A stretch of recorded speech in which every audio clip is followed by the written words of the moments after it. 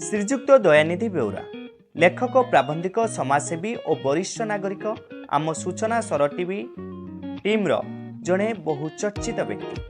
से गत 26/11/2025 तारिखरे माननीय ओडिशार मुख्यमंत्री श्रीजुक्त मोहन चरण माझी निकट को पत्र लिखि निम्नलिखित अभियोग गुड़िक विरुद्ध में दृढ़ दंड विधान कहवा निमंते निवेदन करथिले। यह तांकर समाज कल्याणर लक्ष्य। ओडिशार अनेक मठ और मंदिरर पीठादेव देवींकर बहु मूल्यर सुना रूपार गहना चोरी, सरकारी एवं बेसरकारी विभिन्न विभागर पूर्वतन और वर्तमान कर्मचारी मानकर एकाधिक फ्लैट, जमी प्लॉट, प्रचुर बैंक जमा, जानवाहन क्रय विक्रय, राजस्व आदायर अवहेला एवं घरोई और सरकारी जमी जबरदखल और खनि लोट इत्यादि।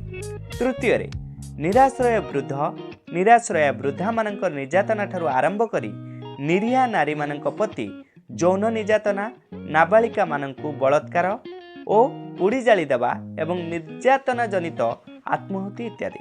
चतुर्थ भिन्न भिन्न संप्रदाय अंतर्भुक्त अनेक स्वेच्छासेवी सेवा, शिक्षा और धर्मानुष्ठान गुड़िकरे प्रतिष्ठाता अवतार मुनि ऋषि तथा महात्मा देहांत परे वर्तमान कर्मकर्ता निर्वाचनर राजनीति कलह, मतांतर एवं भक्त मानकर दानपांठी हेरफेर बा आत्मसात चली।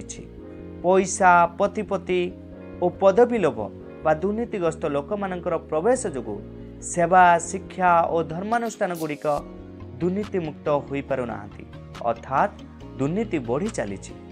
किंतु कौनसी उत्तर न पाइबारु पुनर्बार से गत 10/12/2025 तारिखरे अभियोग पत्र रे माननीय मुख्यमंत्री को दृष्टि आकर्षण करिसेंति।